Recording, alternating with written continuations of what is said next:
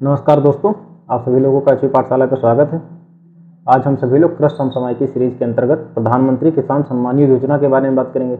अच्छा, यह खबर चर्चा में क्यों आई? तो प्रधानमंत्री जी के द्वारा जो किसान सम्मान निधि योजना की जो 17वीं किस्त है वह जारी की गई थी, तो उसी के बारे में उसी को लेकर के यह खबर चर्चा में आई है।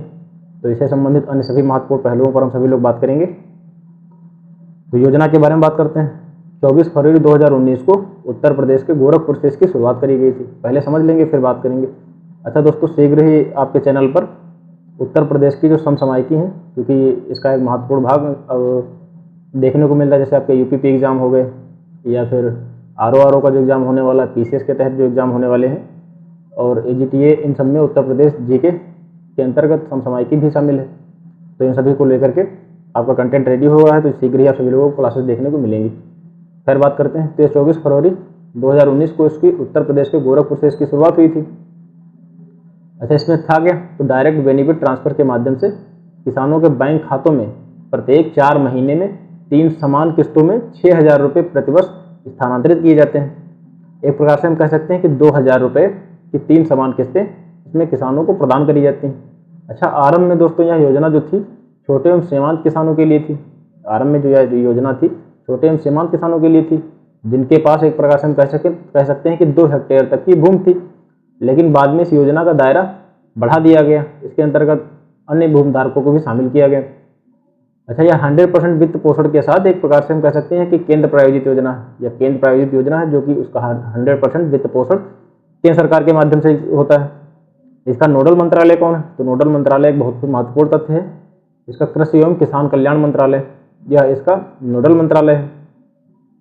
अच्छा, इसके अंतर्गत एक अतिरिक्त फैक्ट दोस्तों यह है कि योजना में निर्धारित प्रावधानों के अनुसार प्रत्येक वर्ष अनिवार्य रूप से 5% जो लाभार्थी हैं उनका भौतिक सत्यापन किया जाना आवश्यक है।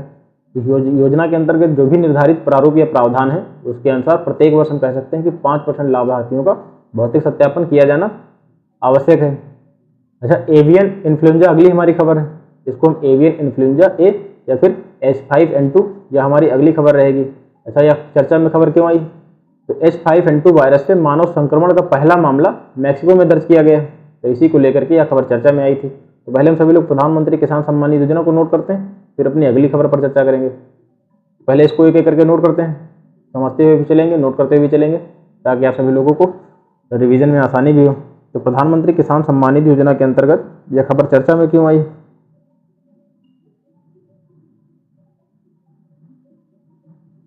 तो चर्चा में क्यों?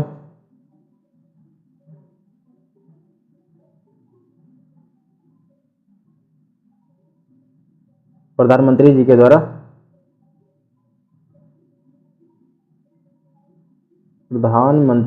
द्वारा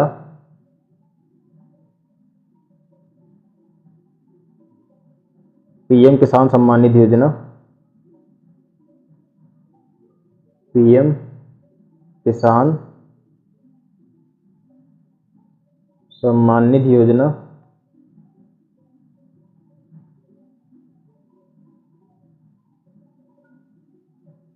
की 17वीं किस्त जारी की गई। की 17वीं किस्त जारी की गई। तो अभी यह भी प्रश्न बन सकता है कि हाल ही में प्रधानमंत्री किसान सम्मान निधि योजना के अंतर्गत कौन सी किस्त जारी की गई या कौन से नंबर की? तो करिए आप लोग सभी लोग 17वीं किस्त की बात करेंगे। अब इसके बारे में बात करते हैं। अगली हमारी हेडिंग क्या रहेगी? योजना के बारे में। योजना के बारे में। तो योजना के बारे में नोट करते हैं। इसकी शुरुआत कहां से हुई या कब हुई? 24 फरवरी 2019 को उत्तर प्रदेश के गोरखपुर से इसकी शुरुआत हुई थी। कब हुई थी? तो 24 फरवरी 2019 को उत्तर प्रदेश के गोरखपुर से।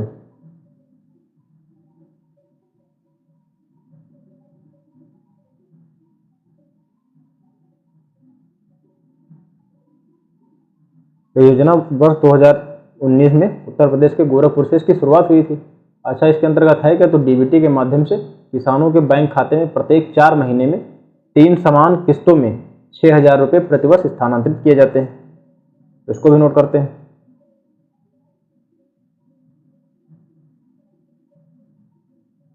डीबीटी के माध्यम से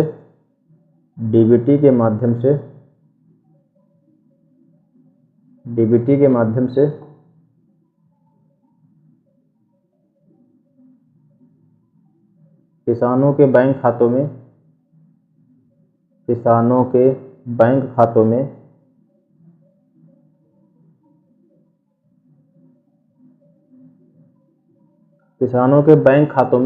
प्रत्येक 4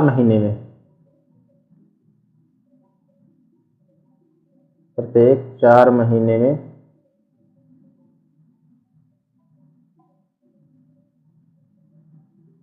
3 समान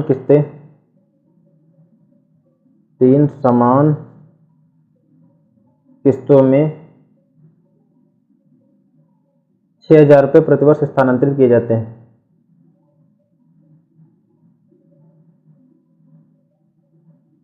6,000 रुपये प्रतिवर्ष स्थानांतरित किए जाते हैं।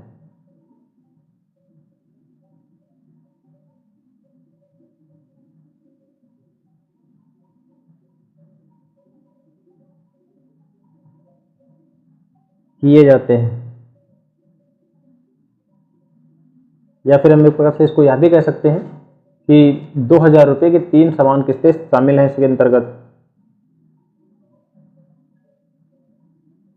या 2,000 रुपये की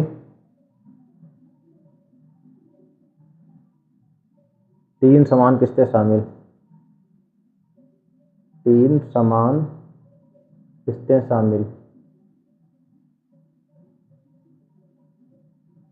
या फिर ये हो गया, ठीक, 3 समान किस्तें इसमें शामिल। आरंभ में दोस्तों यह योजना छोटे एवं सीमांत किसानों के लिए शुरुआत की गई थी, जिनके पास हम कह सकते हैं कि 2 हेक्टेयर तक की भूमि थी, लेकिन बाद में इसका दायरा बढ़ा दिया गया तथा अन्य भूमिधारकों को भी इसमें शामिल किया गया।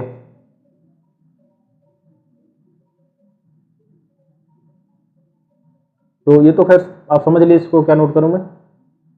अच्छा, यह 100% वित्त पोषण के साथ एक प्रश्न कह सकते हैं केंद्र प्रायोजित योजना है, तो इसको नोट कर लेते हैं, यह महत्वपूर्ण बात है। 100% वित्त पोषण के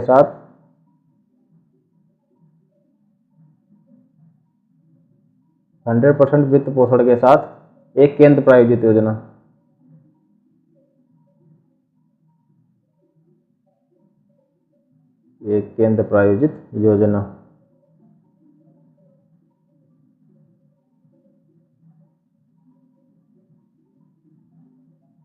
ठीक है।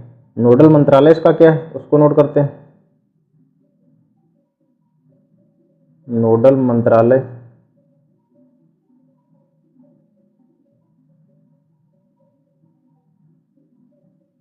केंद्रीय कृषि एवं किसान कल्याण मंत्रालय।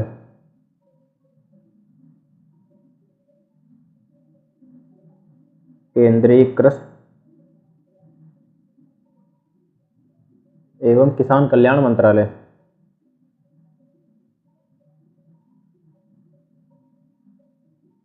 किसान कल्याण मंत्रालय, ये हो गया आपका नोडल मंत्रालय, जिसके अंतर्गत ये सब कार्य करते हैं।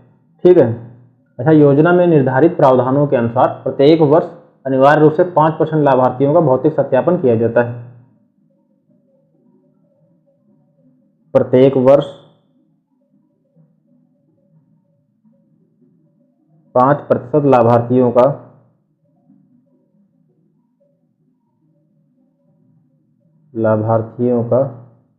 भौतिक सत्यापन किया जाता है।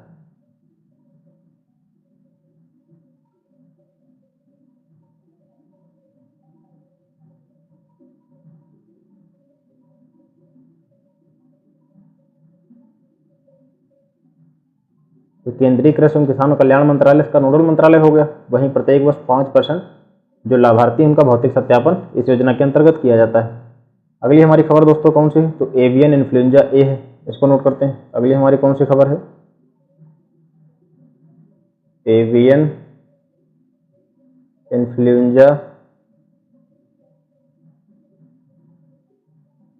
ए, या इसको H5N2 यह खबर दोस्तों चर्चा में क्यों आई, इस पर बात करते हैं। पहले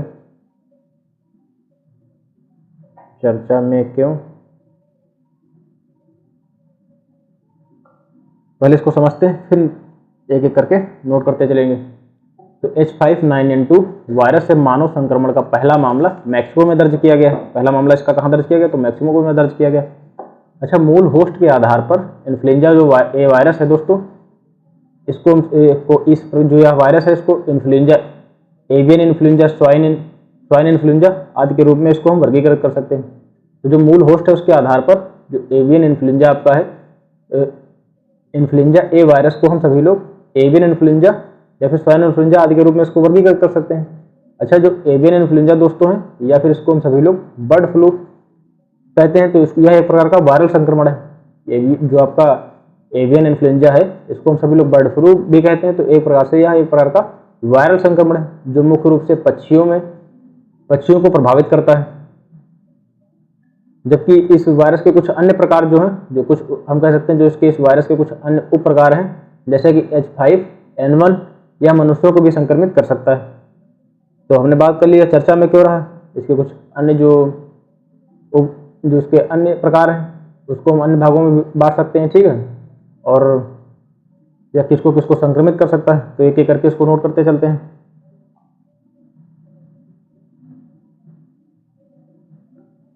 H5N2 वायरस से मानव संक्रमण का पहला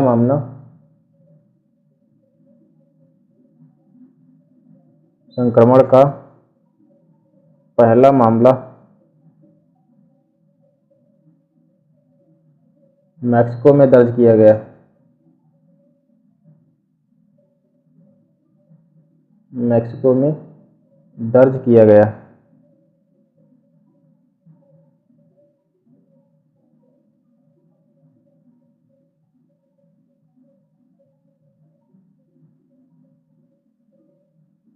तो H5N2 वायरस से जो मानव संक्रमण का पहला मामला है मैक्सिको में दर्ज किया।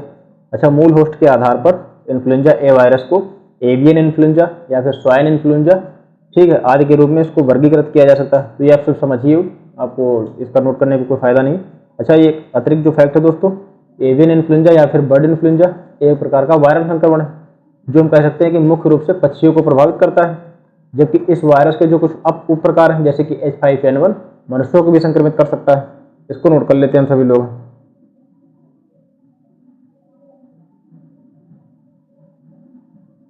एवियन इन्फ्लुएंजा या बर्ड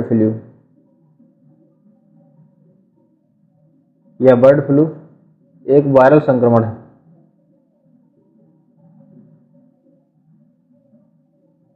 एक वायरल संक्रमण है,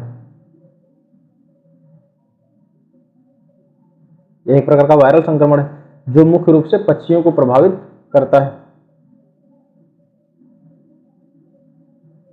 जो मुख्य रूप से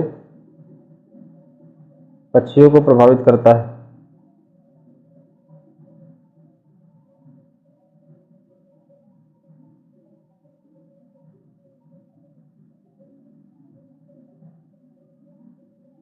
जो मुख्य रूप से पक्षियों को प्रभावित करता है। जबकि इस वायरस के कुछ अन्य प्रकार या उप प्रकार, जबकि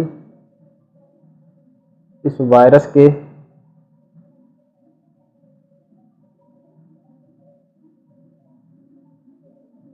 कुछ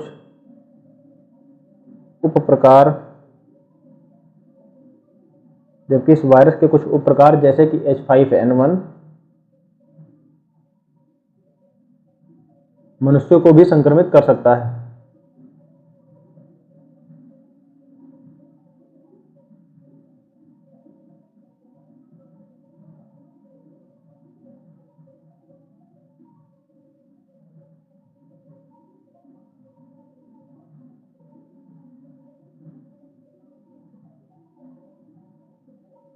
तो आज की समसमाय की सीरीज के अंतर्गत दोस्तों यही दोनों महत्वपूर्ण खबरें थी। तो जो भी इससे संबंधित मुख्य खबरों से संबंधित अन्य महत्वपूर्ण बिंदु थे, हम सभी लोगों ने उन सब पर बात कर लिया। उम्मीद है दोस्तों ये खबरें आपके लिए लाभदायी साबित होंगी। और अगर हमारा वीडियो आपको पसंद आया हो तो अपने दोस्तों के साथ भी शेयर कीजिए और लाइक भी कीजिए। मिलते हैं अगले लेक्चर में। धन्यवाद।